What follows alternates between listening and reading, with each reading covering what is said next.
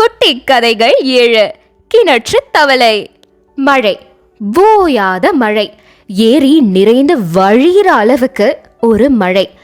அந்த ஏரியில ஒரு தவளையுமே வாழ்ந்து வந்தது.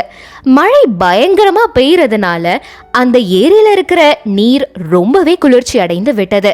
இனிமே எப்படி இந்த குளிர்ச்சியான நீர்ல நம்மளால வாழ முடியும் அப்படின்னு யோசிச்சது இந்த ஏரி தவளை.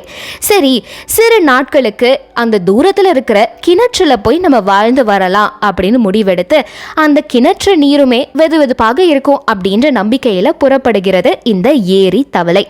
அந்த கிணற்றுல பல காலமாக வாழ்ந்து வந்த ஒரு தவளையுமே இருக்குங்க. அந்த தவளை இந்த புதிய தவளையுமே மனசார வரவேற்றது. ஆனா இதுல என்ன ட்விஸ்ட்னா, அதே கிணற்றுல மற்ற தவளைகளுமே இருக்கின்றது. அந்த தவளைகளுக்கெல்லாம் இந்த ஏரி தவளை வந்தது கொஞ்சம் கூட பிடிக்கல. இது கிட்டத்தட்ட நம்ம வாழ்க்கையிலுமே பார்க்கலாம். நம்ம ஒரு இடத்திற்கு போகிறோம் என்றால் நம்மை பார்த்து மனதார வரவேற்பதற்கு ஒரு ஆள் இருப்பாங்க. அதுவே நம்ம வந்தது பிடிக்காம இருப்பாங்க இன்னொரு 4 பெயர். அதே போலதான் இந்த ஏரி தவளைக்கும் நிகழ்கிறது.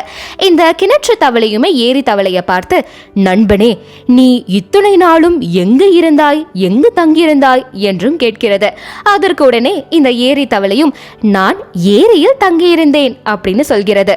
உடனே இந்த கிணற்று தவளையும், ஏரியா, அப்படியென்றால் என்ன, நான் கேள்விப்பட்டதே கிடையாதே என்றுமே கேட்கிறது. அதற்கு உடனே இந்த ஏரி தவளையும், இந்த கிணற்றை போன்ற பெரிய நீர்நிலை அது, அதில் மீன், ஆமை, முதலை ஆகியவையெல்லாம் இருக்கும் அப்படின்னு ரொம்ப சந்தோஷமா சொல்லுது.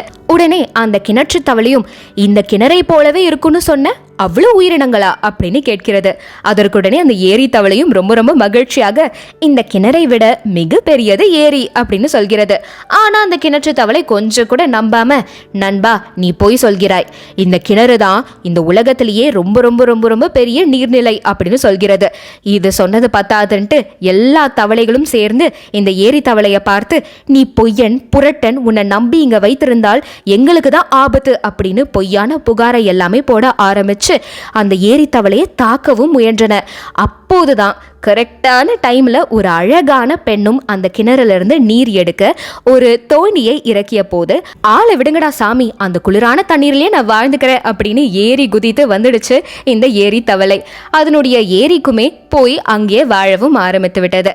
குழந்தைகளா, இதுல இருந்து உங்களுக்கு என்ன தெரிகிறது? முட்டாள்களிடம் வாதாடுவதை விட அவர்களிடமிருந்து நம்ம விலகி செல்றது தான் ரொம்பவே சரியான ஒன்று. நம்ம சரியான விடயத்தை பேசினாலும் நம்ம தவறு அப்படின்னு சொல்றதற்கே ஒரு கூட்டம் தனியாக இருக்கும்.